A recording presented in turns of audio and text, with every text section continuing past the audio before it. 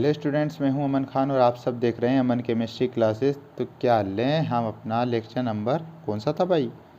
Lecture number 25 था। Lecture number 25 start करेंगे भाई। उससे पहले अपन लेक्चर नंबर 24 में क्या पढ़ के आए थे भाई? लेक्चर नंबर 24 में हम पढ़ के आए थे तुल्यांकी भार ज्ञात करना। ठीक सर, तुल्यांकी भार अपन आसानी से ज्ञात कर ही लेते थे। कैसे ज्ञात करते थे? सबसे पहले अणुभार लिखते थे। ठीक है, क्या लिखते थे? अणुभार लिखते थे। उसके नीचे अपन क्या लिख देते थे? जितने इलेक्ट्रॉन ग्रहण हो रहे हैं या जितने इलेक्ट्रॉन त्याग हो रहे हैं। ये देखो आपके पास एग्जाम्पल भी यहाँ पर लिखा हुआ है। ठीक है सर, तो आपको अच्छी तरीके से समझ में आ ही गया होगा। ठीक सर, और हम ये सब किसके अंदर पढ़ रहे थे सर? ये हम पढ़ रहे थे ऑक्सीकरण नंबर, ऑक्सीकरण अंकों का प्रयोग किस किस में होता है। पहला हमने पढ़ा, क्या पढ़ा था? ऑक्सीकरण अंकों का यूज हमने देखा अम्ल सामर्थ्य ज्ञात करने में, दूसरा देखा क्षार सामर्थ्य ज्ञात करने में, तीसरा देखा हमने, क्या देखा? तुल्यांकी भार ज्ञात करने में। अब जो चौथे नंबर का प्रयोग आएगा, फोर्थ नंबर का प्रयोग आएगा, लास्ट प्रयोग है यौगिक का अणुसूत्र निर्धारित करने में। ठीक सर, यौगिक का अणुसूत्र निर्धारित करने में। अब ये सर इसमें ऑक्सीडेशन नंबर का कैसे यूज होगा? तो वही तो अपन पढ़ेंगे भाई। तो देखिए भाई, यौगिक का अणुसूत्र कैसे निर्धारित किया जाता है इसमें लिखिए भाई। इसके सम्मान में एक दो लाइन लिख लीजिए। जिस सूत्र में सभी तत्वों के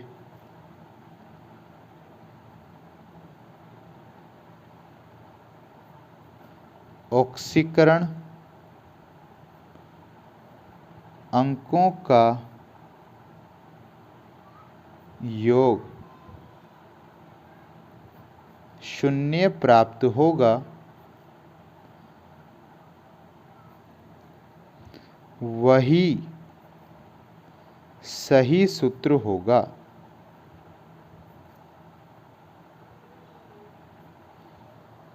क्या लिखा अपन ने भैया? हमने लिखा है, क्या लिखा? जिस सूत्र में, अगर आपको कोई एक फॉर्मूला दे दिया एग्जामिनर ने और आपसे पूछा, ठीक सर, क्या पूछा?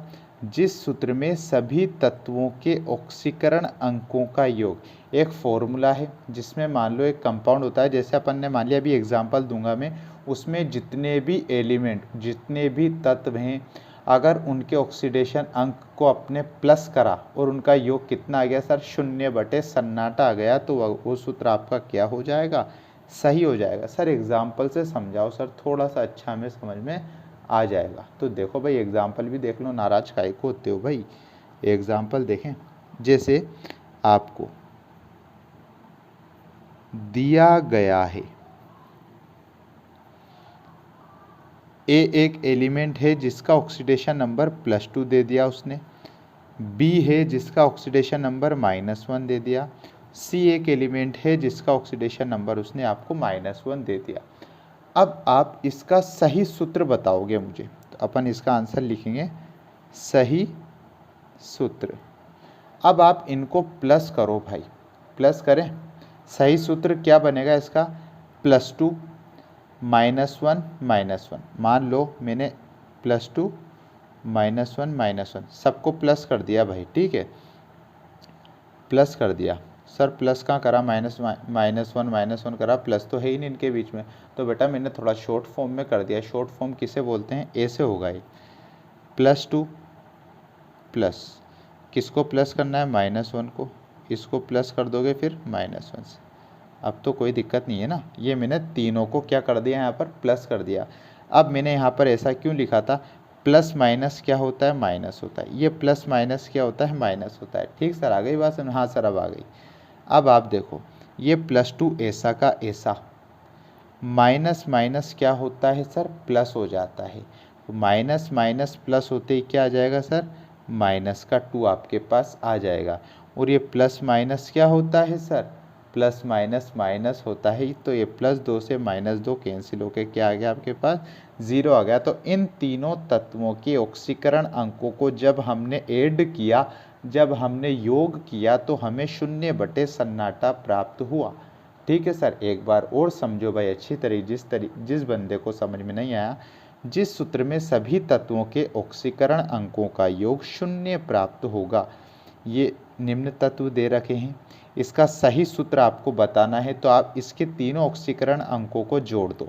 ये जोड़ा हमने, +2 ऐसा का ऐसा लिखा, ये प्लस माइनस माइनस होता है, ये प्लस माइनस माइनस होता है, ऐसा लिखा, +2 ऐसा का ऐसा लिख दिया।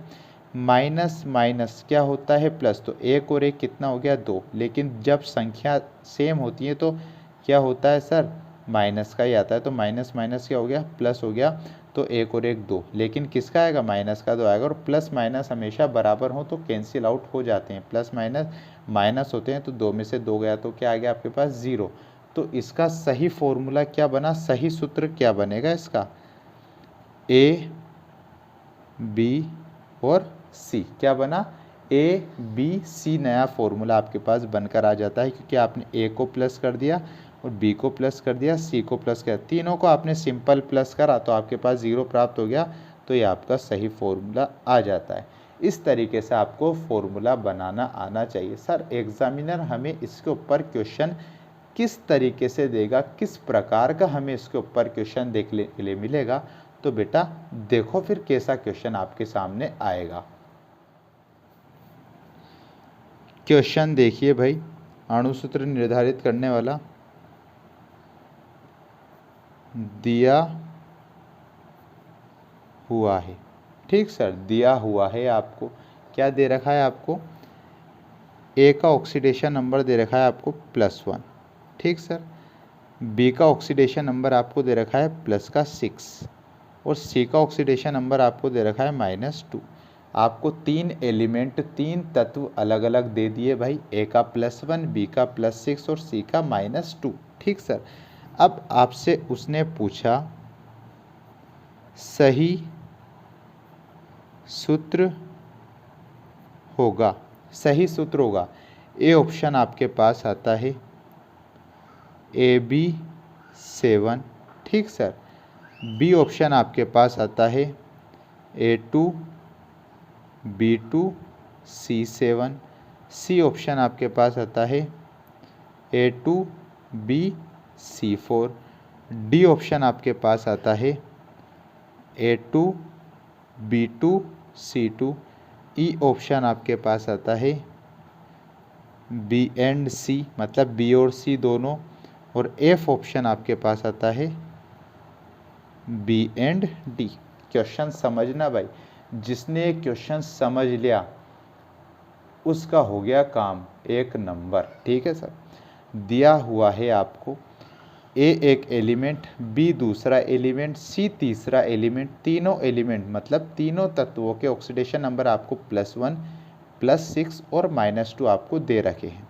अब इसके पूछा आपको इन तीनों का ऐसा यूज़ करो, इन तीनों को ऐसे प्लस करो कि सही सूत्र बना दो, या तो AB7 सही हो, A2B2C7 सही हो, A2BC4 सही हो, A2B2C2 सही हो, या बी एंड सी ऑप्शन सही हो, या बी एंड डी ऑप्शन सही हो। अब मैं आपको सॉल्यूशन इसका करके बताऊं, तो सॉल्यूशन सबसे पहले अपन ए ऑप्शन पे जाते हैं। ए ऑप्शन क्या दिया उसने, AB7। ठीक सर, मैं आपको पूरा सोल्व करके बताऊंगा जिससे आइंदा आपको कोई दिक्कत नहीं आए। AB7 पर गए, ए का ऑक्सीडेशन नंबर क्या है सर, प्लस का 1 है, निर्धारित करने में अंकों को क्या करना रहता है, हमेशा प्लस करना पड़ता है।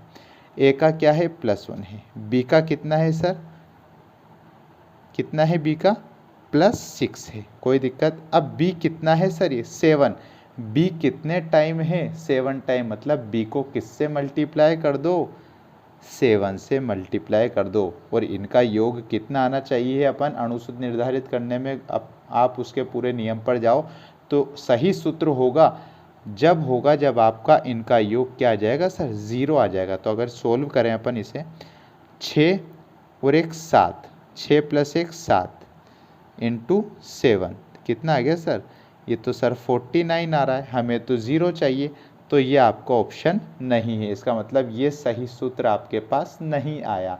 समझे मैंने क्या करा?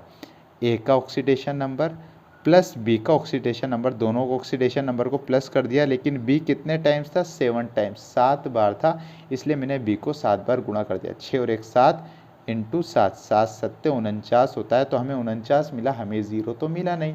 तो आप इसका मतलब ए ऑप्शन तो अपने पास गलत है भाई, ये सही सूत्र आपको नहीं देगा। ठीक, बी ऑप्शन पे चलें। A2 B2 C7, A2 B2 और C7 आ रहा है ना भाई समझ में क्वेश्चन? A2 B2 C7 आपको आया भाई। कैसे सोल्व करोगे? यहाँ पर क्या है? +1 है। देखो A क्या है भाई? +1 है, +1, लेकिन A कितने टाइम से? 2 टाइम्स, तो +1 × 2। अब ये बीच में आ गया प्लस। B कितना है? +6, 6 प्लस तो लग ही रहा है, +6। बी भी कितने टाइम से? 2 टाइम से, फिर प्लस ऐड कर दो। सी क्या है आपके पास? -2। ठीक सर, सी कितना है आपके पास? -2, लेकिन कितने टाइम से? ये 7 टाइम से। ठीक है सर, इसको अपन करें सोल्व। 2 1 जा 2, 6 2 जा 12, बीच में प्लस लगा दिया, 6 दूनी 12, 6 2 जा 12, कोई दिक्कत नहीं है। अब ये प्लस माइनस जब इंटू होता है, प्लस, और इसकी बात नहीं कर रहा हूँ, प्लस माइनस होता है तो सोल्व होके क्या आता है सर? माइनस आता है। ठीक सर, ये प्लस माइनस किस में चेंज हो गया? माइनस में। 7 2 जा क्या है सर? 14। तो अगर इसको आगे सोल्व करो, 12 और +2 कितना हो गया? 14, और ये माइनस और ये 14। अरे सर हमें तो यहाँ पर 0 देखने के लिए मिल गया। वाह यार, आपने जैसे ही सोल्व करा तो आपके पास 0 आ गया। तो इसका मतलब बी ऑप्शन एक तो आपके पास सही सूत्र है कि आप जब इस सूत्र में जितने भी ऑक्सीडेशन नंबर दे रखे हैं उनको जब आपने ऐड करा तो आपको क्या देखने के लिए मिला? 0 सन्नाटा देखने के लिए मिला। एक तो ऑप्शन अपने पास बी हो गया। अभी यहीं लगा दो और देखते हैं नीचे सी ऑप्शन। देखो सर, A2 B और C4, पक्की बात है भाई, यही है आपके पास। इसको हम सोल्व करते हैं तो किस प्रकार से करेंगे? कैसे करेंगे भाई? A कितना है भाई? A आपके पास +1 था, यही दिख रहा है भाई, A आपको +1 है। तो +1 कितने टाइम्स है? 2 टाइम्स, तो 2 को 1 से इंटू करा, 2 आ गया। प्लस B कितना है आपके पास? +6 से 6 आ गया। ठीक, अब C कितना है आपके पास? प्लस करो, C कितना है सर? -2 है। ठीक है सर, प्लस करा, -2 है, लेकिन कितने टाइम? 4 बार, तो इसको आपने किससे इंटू कर दिया? 4 से। 6 और 2 8। ठीक सर, 6 और 2 8 हो गए। प्लस माइनस क्या होता है? हमेशा माइनस होता है। 4 2 जा 8। अरे सर इसमें भी हमें 8 - 8 0 देखने के लिए मिला, बहुत अच्छी बात है। इसका मतलब सी भी सही सूत्र है आपका। अब फाइनल ऑप्शन क्या है आपके पास? डी। डी आपका क्या है? A2 B2 और C2। ठीक सर, A2 B2 C2 है। ए पे +1 है, आपको देखने को मिल रहा है, ये रहा आपका +1 ऑक्सीडेशन नंबर है। तो +1 को 2 टाइम्स करा तो आपके पास क्या? 2 × 1 2 आ गया। प्लस बी कितना है आपके पास? 6 से, ये दे रखा आपको, बी कितना है? 6। 6 कितने टाइम में? 2 बार, 2 टाइम्स, 6 2 जा 12। फिर आपने प्लस करा।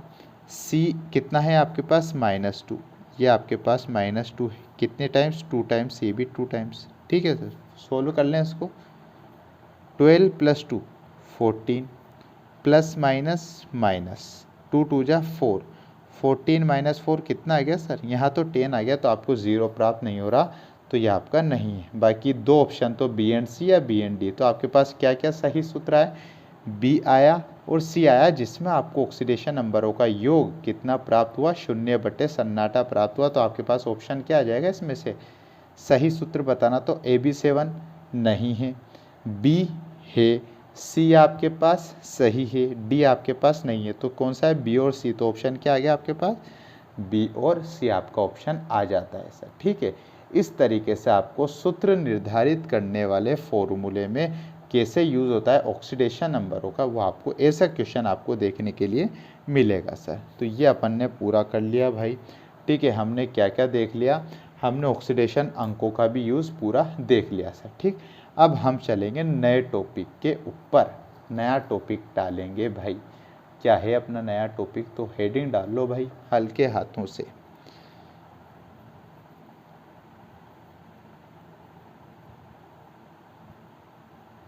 Electrode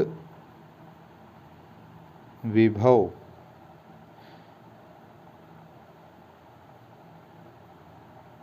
electrode potential. ठीक सर, इलेक्ट्रोड विभव आपका नया टॉपिक है जिसे आप इलेक्ट्रोड पोटेंशियल भी कहते हो। ठीक सर, ये आपका नया टॉपिक है। तो सबसे पहले अपन क्या करते हैं सर, इसके सम्मान में इसकी डेफिनेशन या इसके बारे में लिखते हैं। तो लिखो भाई, जब किसी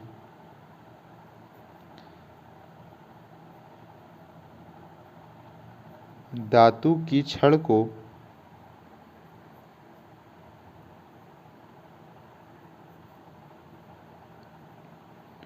धातु आयन के लवण विलयन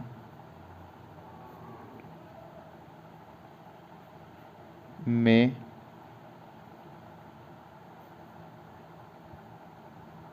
डुबोया जाता है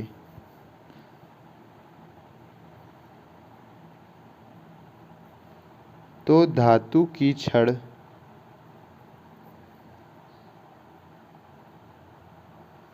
धनावेशित या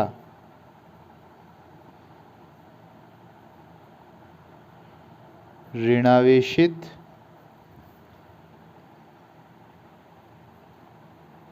हो जाती है। इससे धातु एवं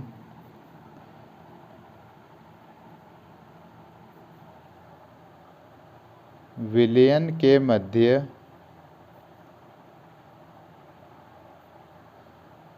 जो विभवांतर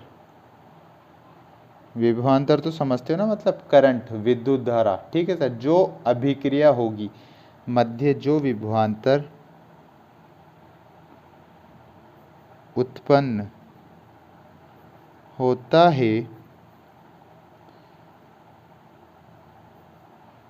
उसे ही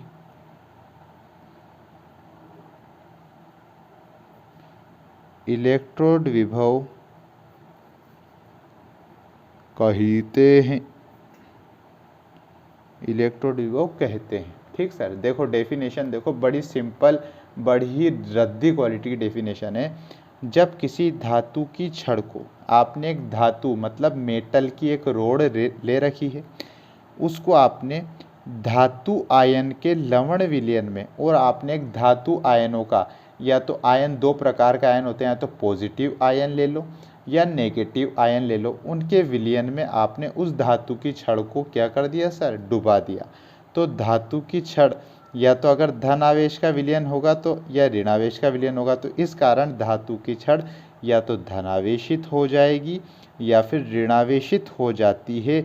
और इस पूरी प्रक्रिया के बाद उस धातु की छड़ और विलयन के मध्य जो अभिक्रिया हुई, उसके मध्य जो करंट उत्पन्न हुआ, जो विभवांतर उत्पन्न होता है, उसे ही इलेक्ट्रोड विभव आप कहते हो। सर कोई दिक्कत है क्या यहाँ तक?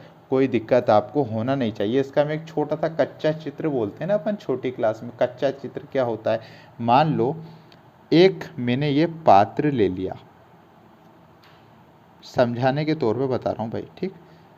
ठीक है भाई, पात्र है अपने पास, इसमें मैंने एक धातु के लवण का विलयन भर रखा है। ठीक है, वो तो एग्जामिनर अपन को देगा कि किस प्रकार इसे आवेशित विलयन है, किस प्रकार का है, धनावेशित है या ऋणावेशित है। ठीक है सर, कौन से लवण का विलयन है, ये आपको एग्जामिनर देगा। एक विलयन भर रहा है और मैंने इसमें एक, ये क्या है भाई, मेटल की रोड है, और ये आपके पास क्या है सर, ये सॉल्यूशन है।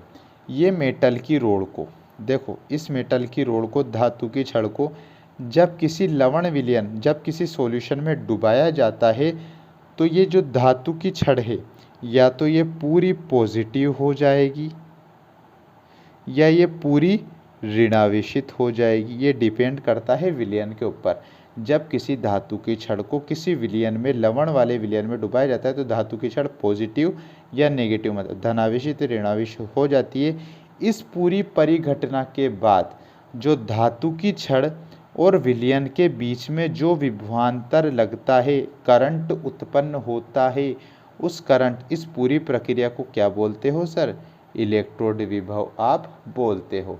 तो ये आपकी इलेक्ट्रोड विभव की डेफिनेशन होती है सर। ठीक है, क्वेश्चन लिखिए एक।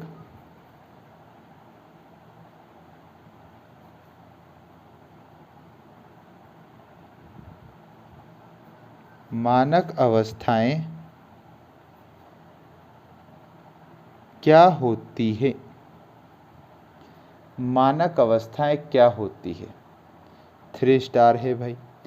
इन अवस्थाओं के ऊपर ही पूरी इलेक्ट्रोड विभव, जो पूरा इलेक्ट्रोड विभव है वो बेस्ड है भाई। ठीक, इन मानक अवस्थाओं का याद रहना आपको बहुत ज़रूरी है। ठीक सर, मानक अवस्थाएं क्या क्या होती है? तो आंसर के अंदर अपन लिखेंगे पहली मानक अवस्था क्या होती है, मतलब क्या क्या वो बोलते हैं अपन, क्या क्या कंडीशन होती है, कंडीशन बोल सकते हो आप। टेम्परेचर 25 डिग्री सेंटीग्रेड या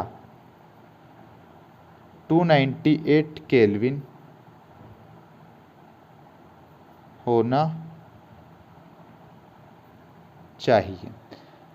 मानक अवस्थाओं में सबसे पहली जो फिक्स अवस्था होती है जिसे अपन मानक बोलते हैं, उसमें आप टेम्परेचर, मतलब जितने भी इस अवस्थाओं में जहाँ भी आपका यूज़ हो जाए कि मानक अवस्थाएं बताओ, तो ऐसी अभिक्रिया मतलब ऐसी कुछ भी घटना जिसके अंदर टेम्परेचर कितना देखने को मिल जाए आपको, 25 डिग्री सेंटीग्रेड में दिखेगा, और जब भी केल्विन में दिखेगा तो 298 केल्विन दिखेगा। ये फिक्स वैल्यू होती है। जहाँ भी ये वैल्यू दिख जाए तो आप फटाफट बोल देना सर ये मानक अवस्था में हो रहा है, जो भी हो रहा है। ठीक सर, तो पहली आती है कंडीशन, पहली मानक अवस्था होती है टेम्परेचर का मान 25 डिग्री सेंटीग्रेड के अंदर होना चाहिए या फिर 298 केल्विन के अंदर होना चाहिए। सेकंड मानक अवस्था आती है दाब, मतलब प्रेशर कितना है उस पर, प्रेशर होना चाहिए 1 atm। ठीक है सर, 1 वायुमंडलीय दाब, एटमॉस्फेरिक प्रेशर होता है। ठीक सर, atm होना चाहिए। ठीक है सर, दाब कितना मान होगा? दाब का मान हमेशा 1 होगा, 1 atm होगा दाब। तीसरी मानक अवस्था होती है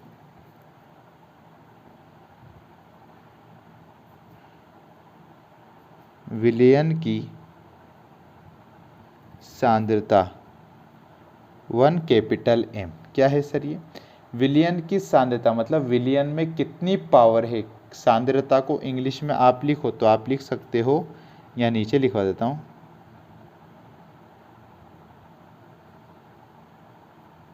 कंसंट्रेशन बोला जाता है सांद्रता को इंग्लिश में। ठीक सर, ये लो विलयन की सांद्रता, जो आप पूरा सॉल्यूशन लोगे जिसमें भी आप धातु की छड़ को डुबाओगे, तो उस विलयन की सांद्रता कितनी होनी चाहिए? 1 कैपिटल M। बोले तो 1 मोलर, कितनी होनी चाहिए सर? 1 मोलर होनी चाहिए। ठीक सर, 3 मानक अवस्थाएं हो जाती है। चौथी मानक अवस्था क्या रहती है? द्रव शुद्ध अवस्था में होना चाहिए। द्रव शुद्ध अवस्था में होना चाहिए।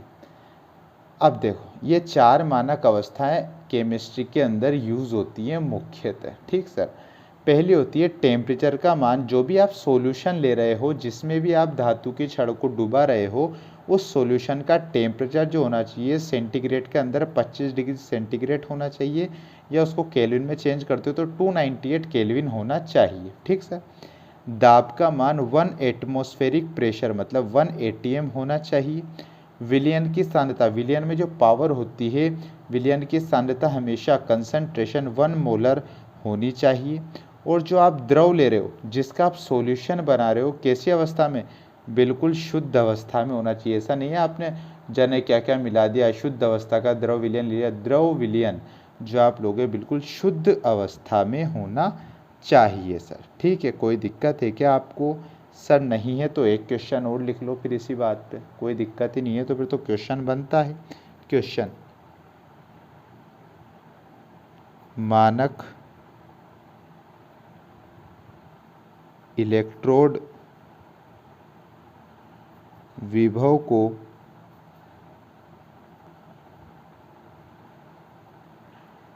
परिभाषित कीजिए।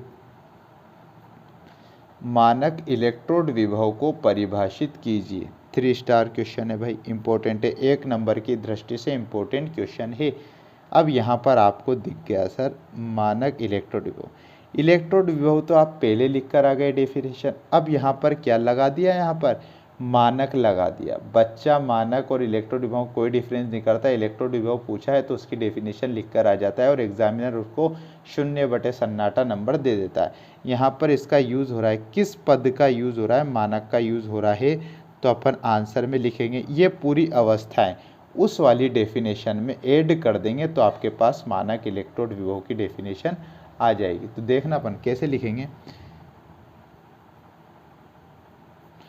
किसी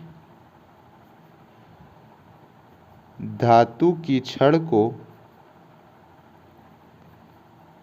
298 केल्विन ताप पर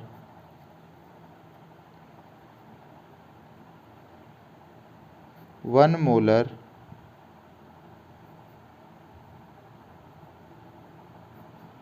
धातु आयन सांद्रता के विलयन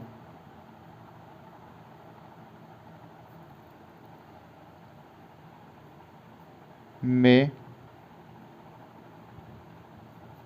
डुबोने पर धातु एवं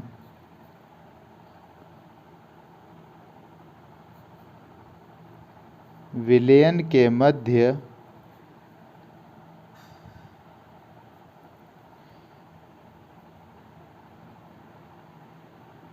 जो विभवांतर उत्पन्न होता है उसे ही मानक इलेक्ट्रोड विभव कहते हैं। अंडरलाइन कर लेना, मानक इलेक्ट्रोड विभव। अब सबका ध्यान इधर होना चाहिए। इसकी जब मैंने इलेक्ट्रोड विभव की आपको डेफिनेशन लिखाई थी तो मैंने वहाँ पर इन टर्म्स का 298 केल्विन 1 मोलर धातु आयन का यूज़ नहीं किया था। लेकिन जैसे ही मानक इलेक्ट्रोड विभव मतलब मानक यूज़ हुआ तो मैंने पिछली डेफिनेशन बताऊं क्या लिखवाया था? पिछली डेफिनेशन में मैंने सिंपल सी बात लिखवाई थी, जल्दी से पेज पलट लेना भाई। सिंपल सी बात क्या लिखवाई थी मैंने आपको?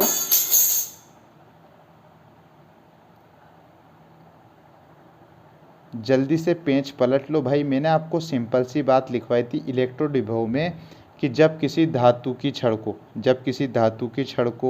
ठीक है सर, धातु आयन के विलयन में डुबाया जाता है तो धातु और विलयन के मध्य जो विभवांतर होता है उसे इलेक्ट्रोड विभव कहते हैं। लेकिन जब मानक आ गया तो इसका मतलब मानक अवस्थाएं लगानी पड़ेगी। तो मैंने अब इसमें क्या चेंज कर दिया? जब किसी धातु की छड़ को टेम्परेचर कैसे लगेगा? 298 केल्विन ताप पर, क्योंकि आप ऊपर लिख कर आए हो ताप 298 केल्विन होना चाहिए। तो किसी धातु की छड़ को 298 केल्विन ताप पर। अब जहाँ धातु आयन था पिछली डेफिनेशन में मैंने वहाँ पर यहाँ पर क्या कर दिया? 1 मोलर धातु आयन के कितने? 1 मोलर धातु आयन के सांद्रता के विलयन में डुबोने पर धातु एवं विलयन के मध्य जो विभवांतर उत्पन्न होता है। 2 चीज़ चेंज करी, एक तो टेम्परेचर बता दिया और एक धातु आयन की सांद्रता 1 मोलर बता दी मैंने। ठीक है सर। और प्रेशर तो 1 atm होता है, कोई दिक्कत नहीं है, ठीक है। तो फिर आपको इन दोनों बेस पर धातु और विलयन के मध्य जो विभवांतर देखने के लिए मिलेगा उसे मानक इलेक्ट्रोड विभव आप कहोगे सर, ठीक है। तो ये अपना आज का लेक्चर था। आई होप कि आपको वीडियो अच्छी लगी हो। अगर आपको वीडियो अच्छी लगी हो तो लाइक करें, शेयर करें, कमेंट करें भाई, ठीक है भाई। हमारा चैनल सब्सक्राइब कर देना, बेल आइकन को प्रेस कर देना, जिससे हमारे आने वाली वीडियो की नोटिफिकेशन आप तक आसानी से आ सके।